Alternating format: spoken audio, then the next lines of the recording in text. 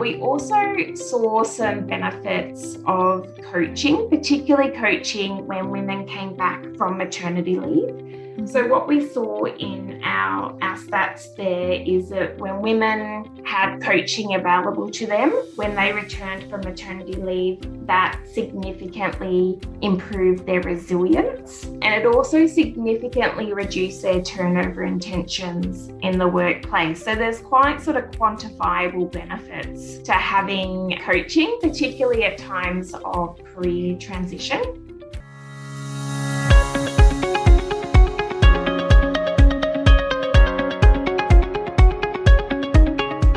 Welcome to the Job Hunting Podcast, a weekly resource to help you job hunt and advance in your career. I'm your host, Renata Bernarde, a former CEO and senior executive turned career coach and job hunting expert. I'm helping you earn more, become more employable, and achieve your career goals faster with less stress and less guesswork. Do you want to get my client's job search starter pack? Go to my website, renatabernarde.com, and download it now. Start making successful plans for your future. Now sit back, relax, and let's dive right in.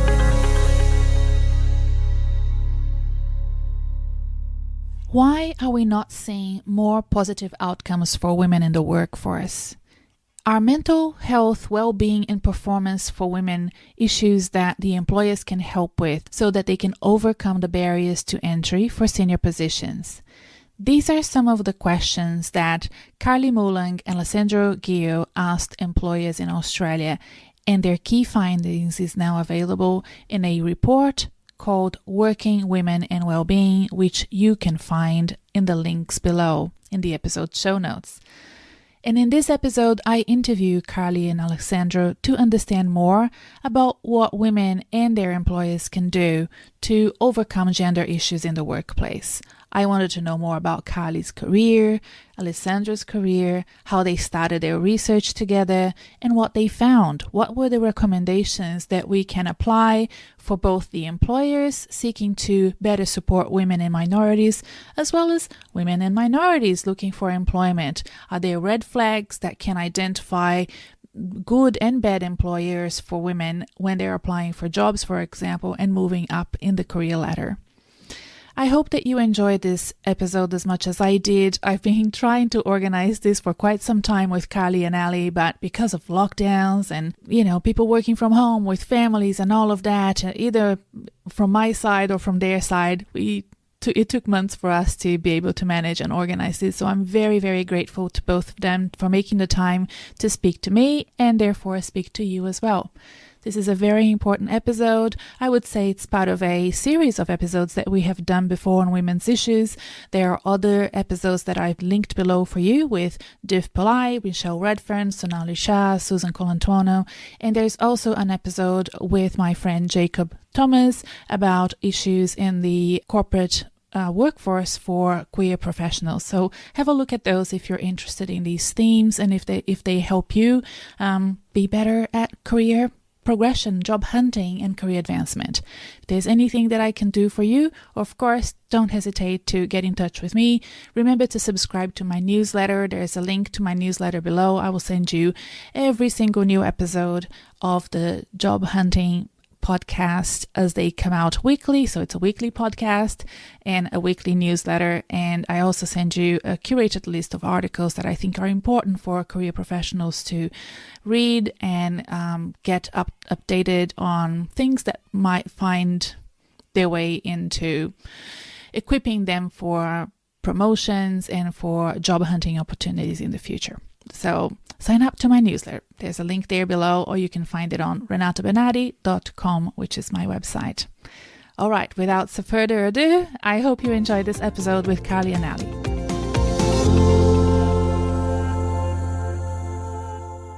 All right, my friends, I'm happy that we finally made it. This is a long time in the making, isn't it, Carly? Yes.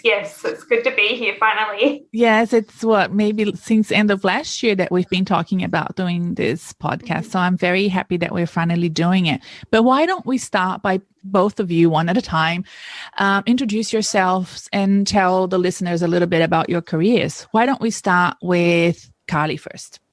Okay, I'm Carly Moulang. My career started back in the late 90s when I did a degree in accounting and public sector financial management. And then I worked in a Big Four accounting firm. And after a while, I decided to go back to university and do an honours degree. And then in 2001, I came to Monash University in Melbourne, Australia, to take up an assistant lecturer position and to do my PhD. So I've been at Monash now for 20 years. I obviously finished my PhD and gradually got promoted through the ranks. And I'm currently an associate professor at the Monash Business School. And I've also recently done a graduate diploma in psychology in the medical faculty at Monash because my research is multidisciplinary but psychologically based. So I have a lot of interest, but one of the things that I am particularly interested in is wellbeing in the workplace, and that relates a little bit to the topic that we're talking about today. Excellent. What about you, Alessandro? Tell us about your career so far. Thank you. Thanks for having us on your podcast. So yeah, my name is Alessandro Guio. As you can guess from my accent, I'm European. So I grew up between France and Italy. And also my academic career started there. I did the first PhD in management at the University of Pisa, in Pisa, and the second PhD in financial accounting in Paris at the SEC. Then I went to the States for a year in Indiana, exploring the Midwest. And then I arrived to Melbourne 4 years ago, where I've been lecturer, and now I'm an assistant professor at Laval University in Quebec, in Canada, so a bit across the globe. And my research is mostly around diversity, and my interests are about LGBTQI in professional service firms, as well as gender issues and particularly women well-being, and which is part of the talk of today and the amazing work that Carly and I are doing in this field. Alessandro, what made you and Carly work together? How did it all start? It all started actually on a kitchen conversation I was just thinking yesterday. We're near the kitchen of the office, so pre-COVID, when we could still have informal chats. And so I've been working a bit on sexual identity in the accounting profession, and I knew that Carly has long time experience in gender issues. It's something that really fascinated me. So we started discussing our different interests and why we still observe that women and LGBTQI are so little represented in the higher ranks in accounting and professional service firms. And so we want to explore more of that and also explore not only from a performance base, like we have a lot of studies showing more women or more diversity leads to better performance. But what else besides return on assets or return on equity? How can we explore well-being? How can we explore resilience? How can we explore burnout? And Carly, with her psychological background, myself with my background in sociology and management, we thought it was a great combo. Interesting.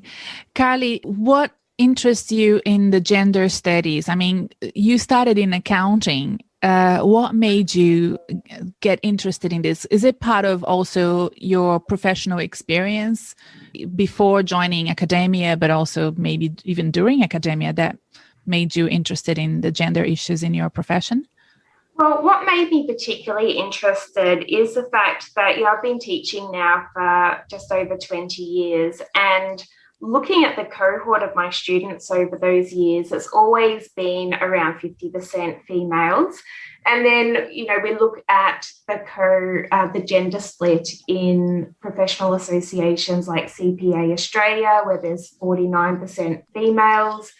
And then we look at the accounting firms. And if we look at the top 100 accounting firms, we only have 14% who have women partners. And so when Alexandra and I started talking about this, we're like, what's going on here? Why are we not seeing a better representation of women at these more senior levels of accounting firms. And not only that, 43% of that top 100 accounting firms have no female partners. And so that really got us interested in this topic, particularly because we know that organisations are investing more money in having more formal supports in place to support women in the workplace.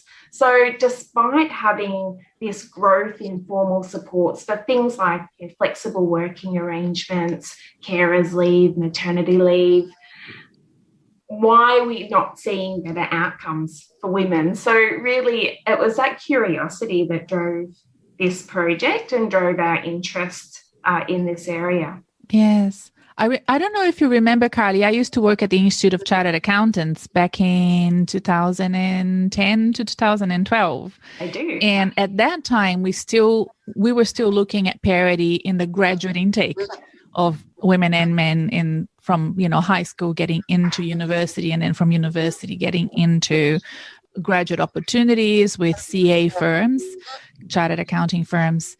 And part of my role as a career marketing relationship manager was also to bring in regional kids to add that diversity, and Indigenous kids to add that diversity. And we did a lot of interesting pipelines to bring them in. But once they reached, let's say, KPMG or one of the big four, there wasn't the support system there for that type of new graduate, the graduate that had blue collar parents or came from regional Australia or were from Indigenous communities and required maybe more leave than, if an auntie passed away and they had to go back to their country, they had to go back for 5 weeks.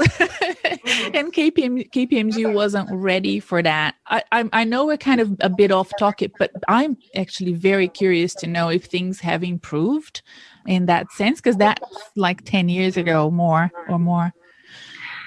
Look, I think it may have improved in that more attention has been paid to providing more formal supports. When it comes to practically speaking, though, and this is something that's really come out in our research, and it's that the formal supports are not enough to impact particularly wellbeing and resilience at work, and our wellbeing and resilience impacts our outcomes, like the extent to which we might get burnt out, to our engagement within the workforce and our turnover intentions. So one of the key things that we've found in our study is that just having those formal supports and policies that you might have in place, they're not enough. You need to have a culture that also supports the individual. And perhaps that's what you're saying that might have been lacking back then. I mean, we still see similar problems now. So we're still seeing that a lot of the support that's needed in organisations would be considered like informal supports. So that consists of things like culture, a little bit like you were talking about there. Other informal supports that we've found that are really important to wellbeing include supportive leadership, having psychological safety in the workplace. So that's the shared belief that you're safe from interpersonal risk-taking at work, and having autonomy within your work role.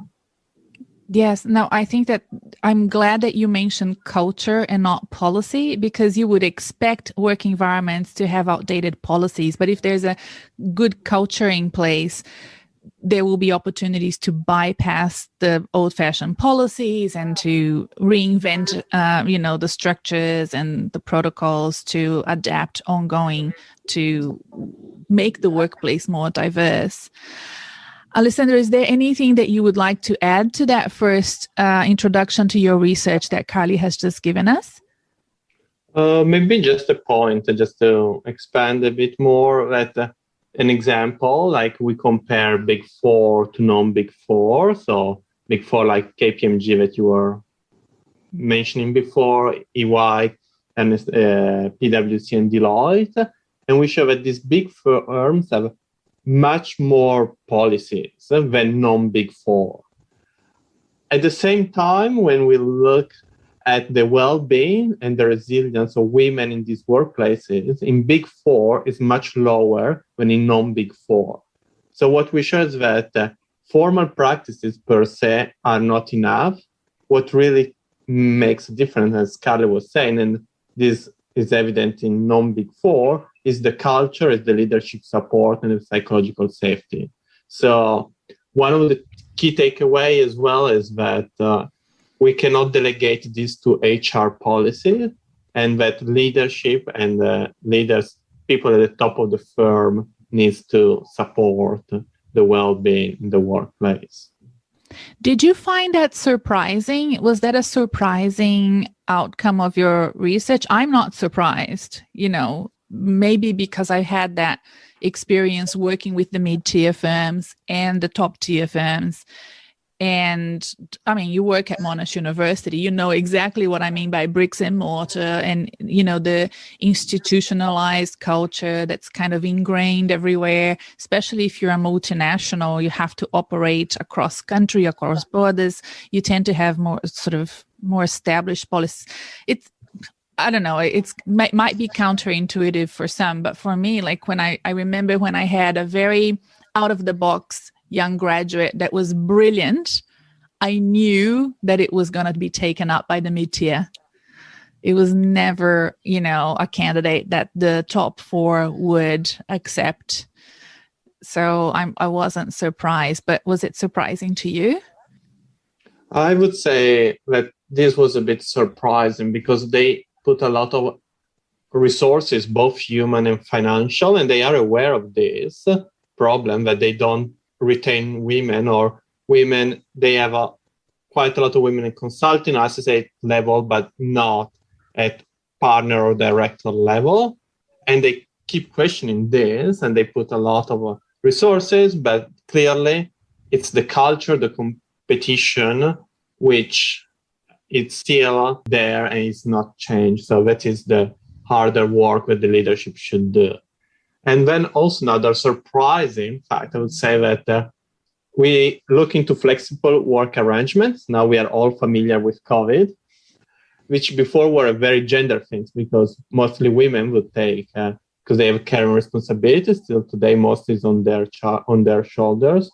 And so we show that actually flexible work arrangement lead to more well-being. So actually, women would experience better work environment, more engagement, but at the same time, they lead to more burnout because probably they have to jiggle through many, many things, home and work, the boundaries blurred, and we all know this with Zoom and COVID. Yeah. But so it's something that firms need clearly to be aware. Yes. Well, despite the fact that you have found that the culture seems more, challenging in the Big Four than in the mid-tier accounting firms, did you find that also reflected or correlated with the seniority of the women? Are there more senior women in mid-tier than in the Big Four? Carly, do you want to answer that? Because sometimes they would have affirmative actions in place anyway, and, they would have more women, even though the culture doesn't seem to be quite right. I guess we didn't sort of look at that specifically in our study, but we did see a lot of women in those firms who were ex-Big Four, and the reasons for why they moved to non-Big Four firms was primarily because they didn't feel supported enough in their role, and they found it very hard to have work-life balance in that type of environment. So we definitely saw a lot of women leave for that reason, and also because there was lack of opportunity to have part-time work in a lot of Big Four firms as well. So that's a real missed opportunity that we see for a lot of firms, where a lot of women sort of drop off because they decide to, work part-time, and that's a better fit for them while, perhaps their children are young or at primary school. And they found it pretty much impossible to get part-time leadership roles in large firms. And that was often what motivated a move to a smaller or mid-tier firm. Yes, right. And when they exit the organization, where do they go? Do they remain working as chartered accountants or they move to operational roles? What's the outcome? I mean, I don't know if you've looked into it, but I'm curious. I guess we didn't look at that specifically, but a lot of them continue working as accountants, but in smaller firms. And smaller firms that tend to have a lot stronger informal aspects which are supportive to them. So just being much more flexible when it comes to things like flexible working arrangements. It was interesting. We've actually received a bunch of reflections from the women who were involved in our study about how COVID impacted their careers. And one woman said that a colleague of hers had been asking for flexible work arrangements, for the last 10 years and had kept being told no, because it's going to impact your productivity. And then all of a sudden overnight, everybody was working from home and, productivity didn't skip a beat. And so a lot of these things have been very difficult for women to arrange in a lot of these larger firms, where smaller firms just tend to be more flexible and have a more supportive culture when it comes to work-life balance and having to, leave early to pick up children, those sorts of things. Yeah. So what was the recommendation from your research to employers and to women? What would you say the top recommendations were for employers? Alessandro, can you let us know?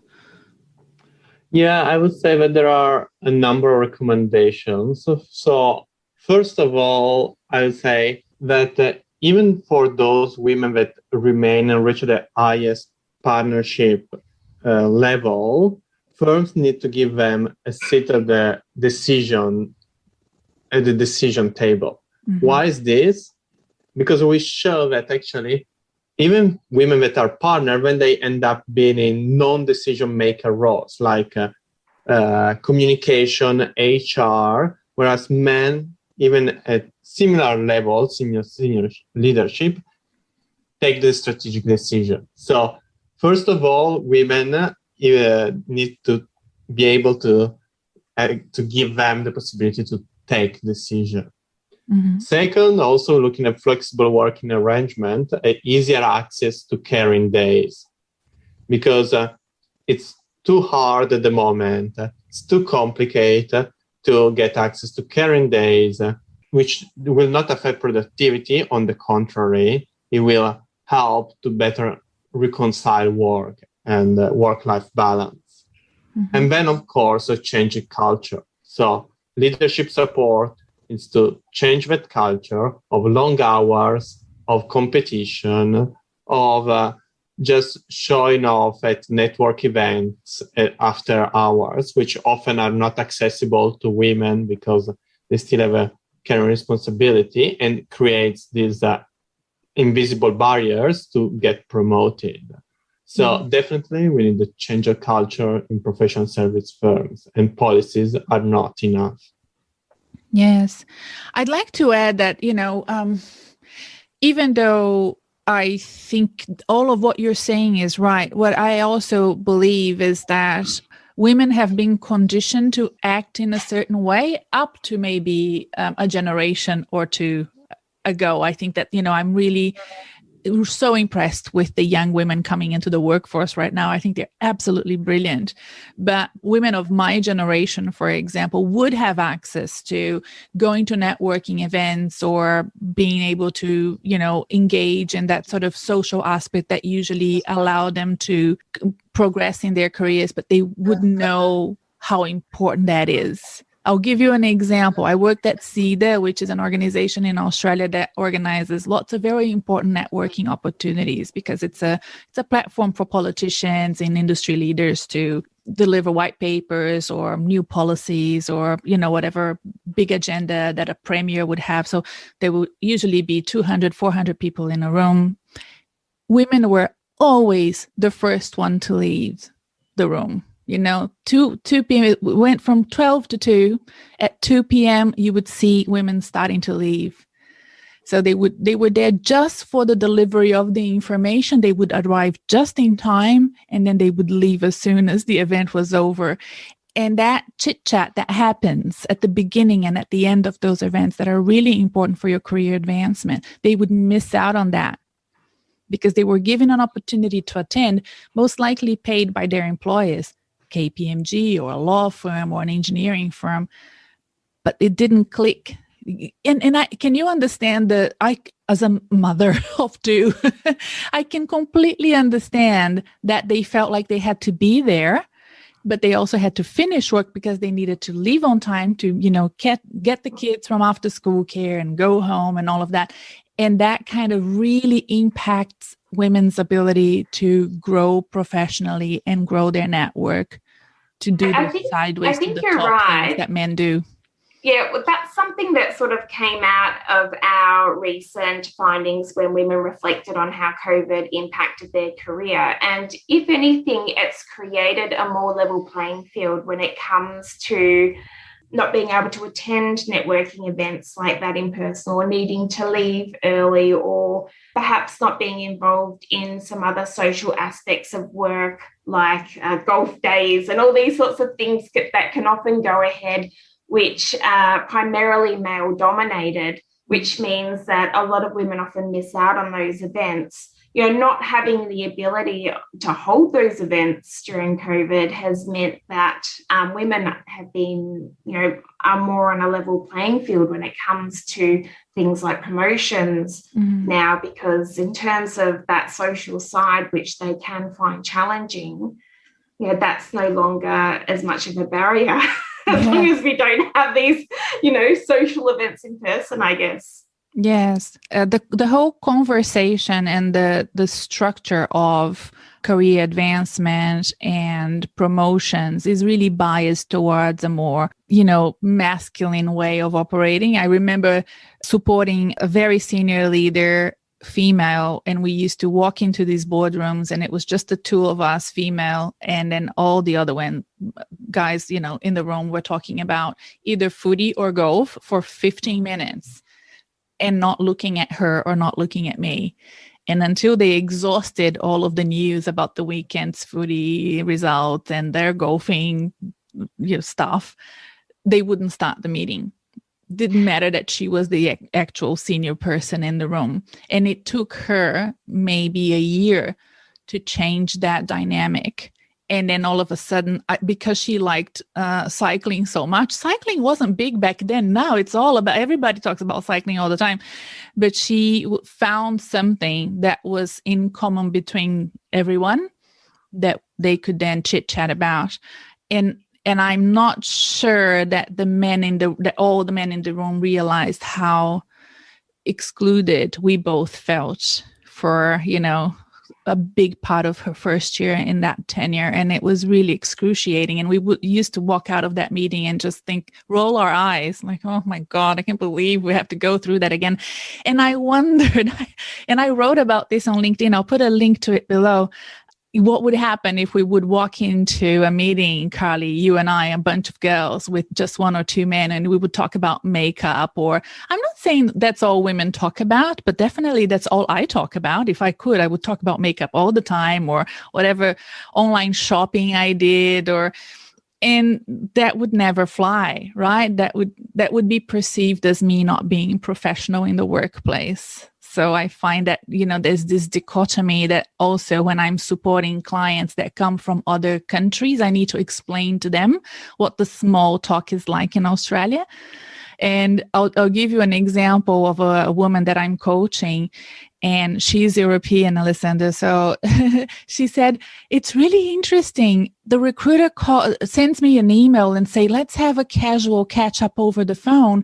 And the catch up is not casual at all. It's really like they just go straight on, why are you applying for this role? And I thought it was casual. I was ready to be casual. I wasn't ready to answer interview-like questions. So, it's those sort of cultural things that we take for granted, that people come from France and they would not understand that casual is not actually casual. It's part of the interviewing process.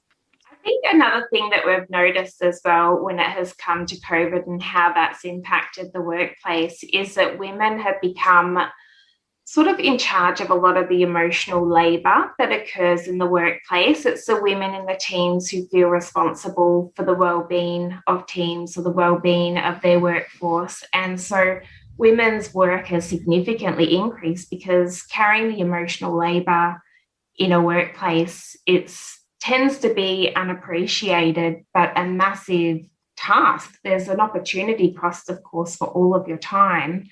And women are spending more and more time on this emotional work in the workplace. And I think that that has become a significant gendered burden on women, and that increases a lot of pressure for them as well because, you know, it takes up their time. It's very emotionally taxing, and it has become like a woman's thing, a woman's task.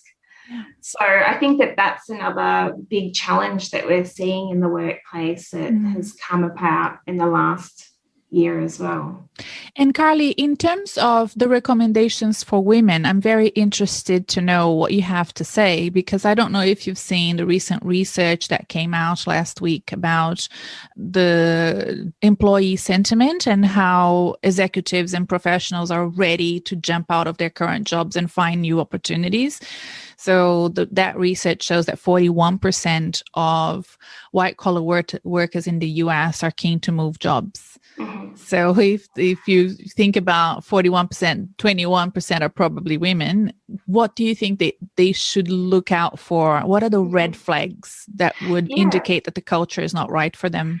So I think that something like COVID has really identified some problems that there can be in the workplace. And one of the red flags, I think, are unreasonable expectations from workplaces. So one of the things that came out of our research, which didn't terribly surprise us but did upset us, is the expectation that burnout is normal. Like everybody expected to become burnt out in their work role. And that wasn't seen as something where we should try to avoid this or what is actually causing burnout. So there's significant workload in a lot of places and significant burnout. And a part of that comes about by having unreasonable workloads, unreasonable expectations. This has been blown out with COVID as well. We were expected to be available all the time and available online all the time, blurring those boundaries between home and work. And so that definitely would be a red flag. So trying to ascertain what the actual expectations are from the workplace, how flexible they are when it comes to where and how you go about your work. Another red flag for me would be high turnover, and also just looking again at the demographic of the workforce. If I saw a significant amount of junior women, but then I looked at the mid and later career levels and did not see women there, or saw what Alessandro alluded to earlier, where women may be at senior levels, but they're not in decision-making roles.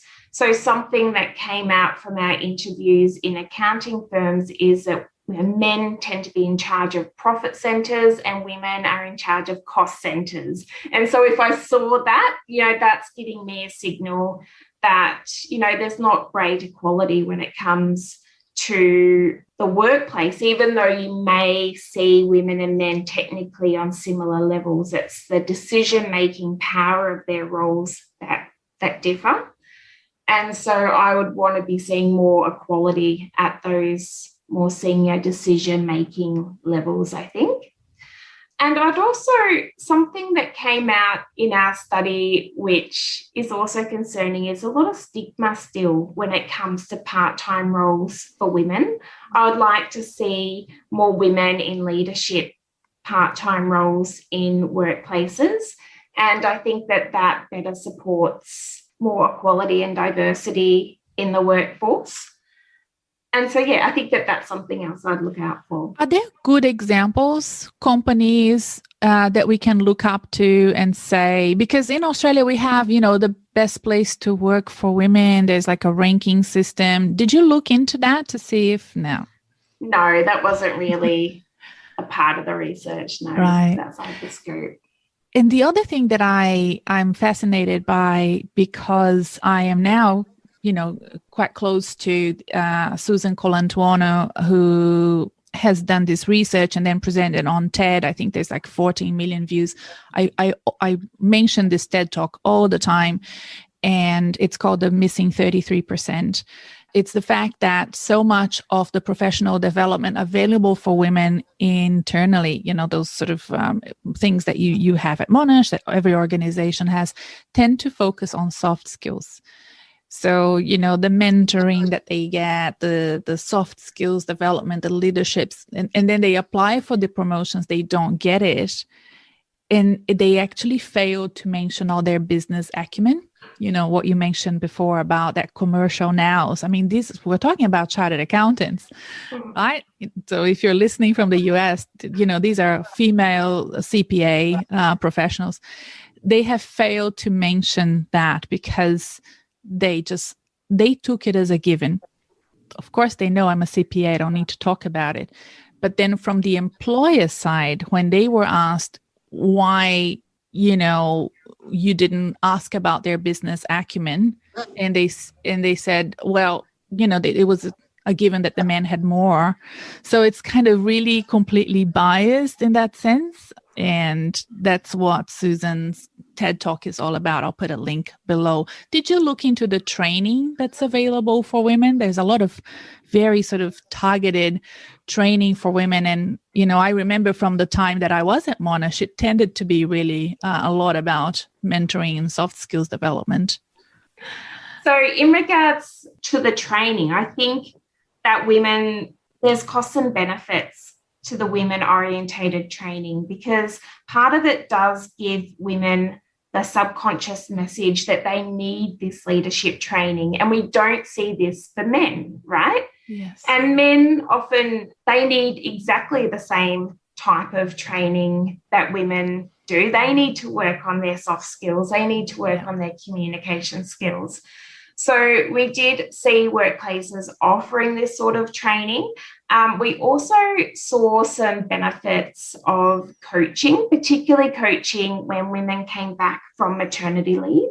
Mm-hmm. So what we saw in our stats there is that when women had coaching available to them when they returned from maternity leave, that significantly improved their resilience. And it also significantly reduced their turnover intentions in the workplace. So there's quite sort of quantifiable benefits to having coaching, particularly at times of career transition. Does that answer your question? It does. I still think that when women are going up and up and they're interested in and ambitious for their careers, they often forget that they are CPAs or that they're CAs. I have seen that in my practice. Mm-hmm. I have had to remind my clients that they have that commercial acumen, that they can use that to their advantage to get their next job. And they would tell me, oh, but I'm not a CPA anymore. Now I work in operations. Now I'm a project manager. And I'm like, yes, but can you imagine you're competing with lots of other project managers, none of which have a CA qualification, and you're not mentioning this. Why? And they go, oh, okay, I hadn't realized it. And it's really that missing 33%, which is the business understanding, the commercial acumen, the banking and finance background that they may have, the consultancy background that they may have if they come from a big four, which many of these clients that I'm thinking of have, and they forget about it. They position themselves as generalists because they've been almost trained. I believe that they have been trained to think that it's the leadership skills and their agile leadership style and all the sort of jargons they learn in executive education that will get them their next job, when in fact, what the employer actually wants is trusting someone that has good commercial acumen that can run their business. So I can think of a handful of clients I have right now that have that problem. And we fix that in the way that we present them on LinkedIn and in their resumes.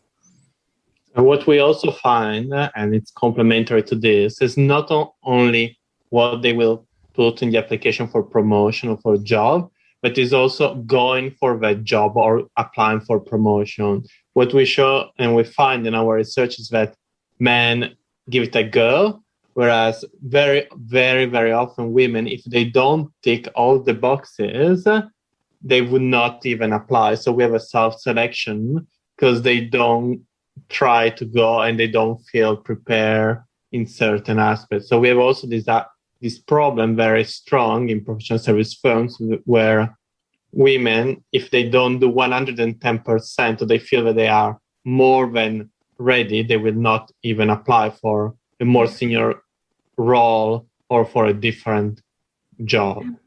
Agreed. And in fact, it's me saying this, it's not Carly or Alessandro.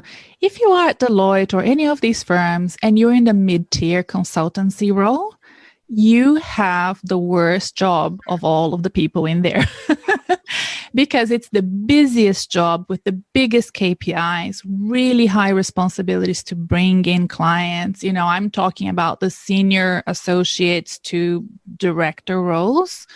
And if you go a step up, all of a sudden, you know, you're managing people. It's not just about your individual contribution as much. It's about your leadership and your ability to run the project or run the client portfolio well.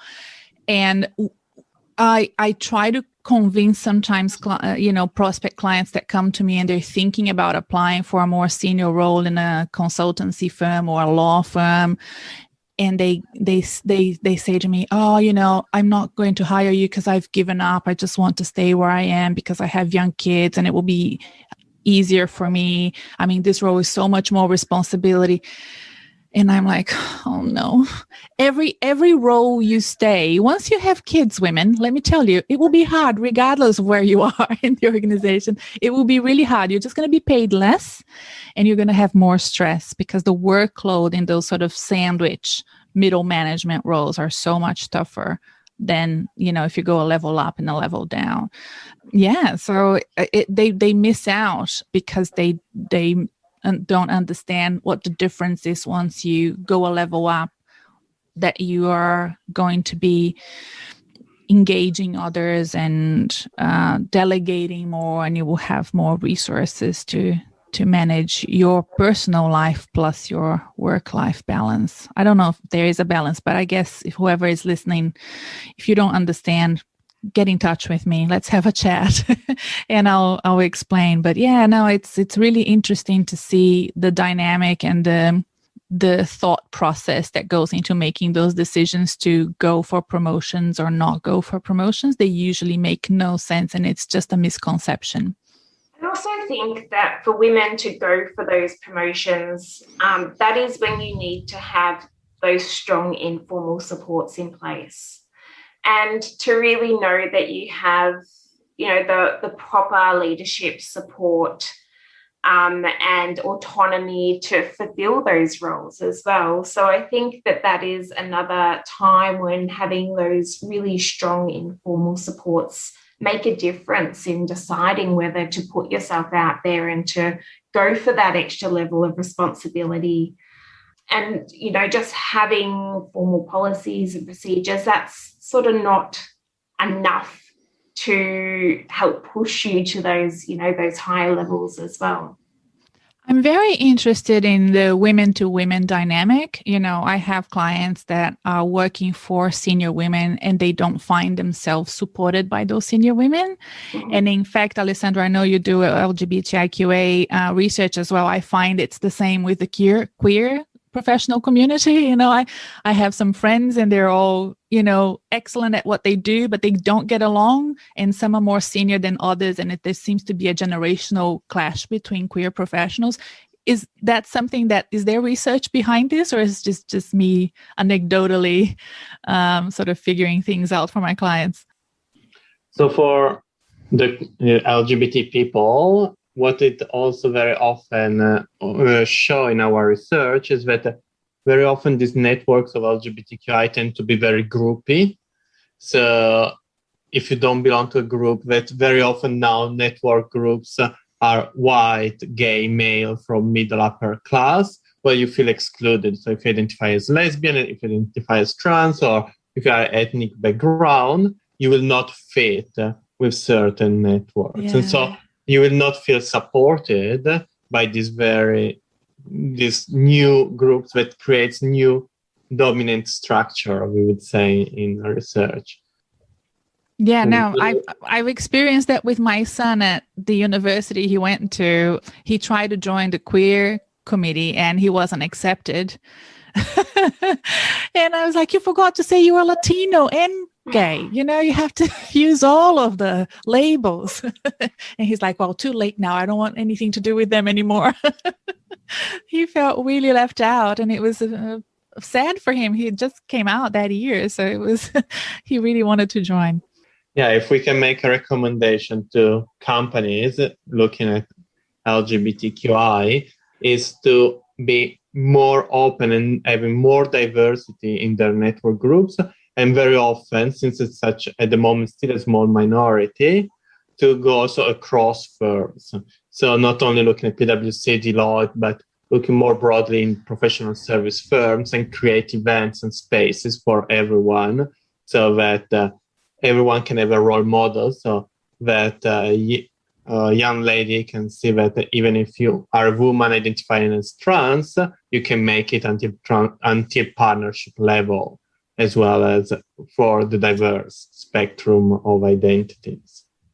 I suppose that there's a level of, you know, a tokenistic approach to diversity. Have you found that in your research? Is that still happening, and is it still a big thing? Because I think that, you know, friends of mine from the queer community, they feel like sometimes they have been considered for a role. They got the role because of that, you know, she or he or they are the token person in the company. And then once they do get the job, there's this huge, massive responsibility. All of a sudden, they're in charge of absolutely everything to do with diversity in that organization. And also, I feel that when, you know, I have clients from ethnic backgrounds that feel like that there's that pressure for them to do their jobs plus something else to do with their ethnicity, their diversity of their background. It's almost like an educational role. So yes, it still happens. I would say it's quite stressful because a lot of minorities still feel that they have been appointed on certain committees just for their identity. And this is very strong in Australia for Indigenous people. And we have seen in other research showing how they have to take so many committees on their shoulders, which they prevent them to do their daily jobs and even advancing in their career. And we also had the case, for instance, in one of our interviews, that one woman that was in the audit committee of an organization, she was the only woman in this, and all the other were men.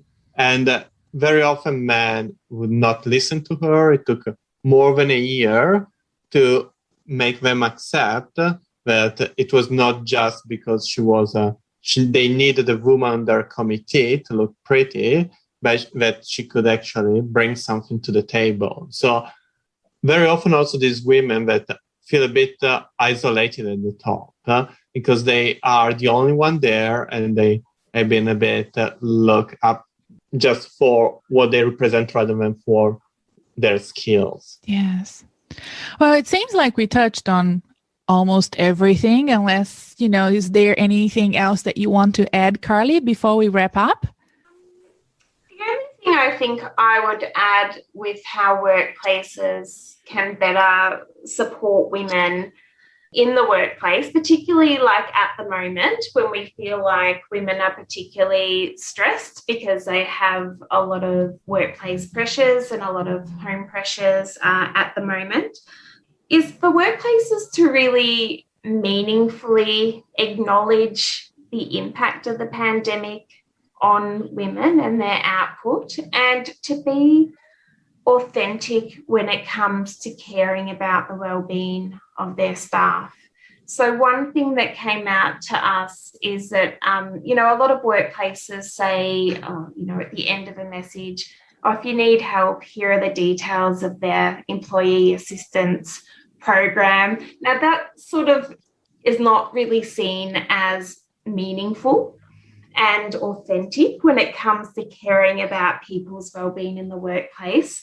So I think that to give that genuine message, you need to actively show that you're being authentic. If you want your staff, for instance, to, attend a well-being course, give them time in their working week to attend that course. Sort of don't expect them to, their workload not to be impacted for that week and for them to have to do it in their personal time. Just, give those clear messages that we are in a pandemic. And so our expectations of you are not going to be the same as they were, prior to the pandemic. And I've got a really good example of how this has worked. My husband started at Hester, which is a very female-orientated superannuation firm, and he started a week before COVID hit and we had our first lockdown. And they were very, very practical about what they expected from their staff as a result of COVID.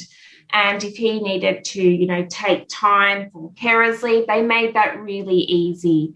They also said things like, we don't expect you to work a 40-hour week at home during this time. And they sort of reviewed all of those expectations, and those messages were very clear and very specific.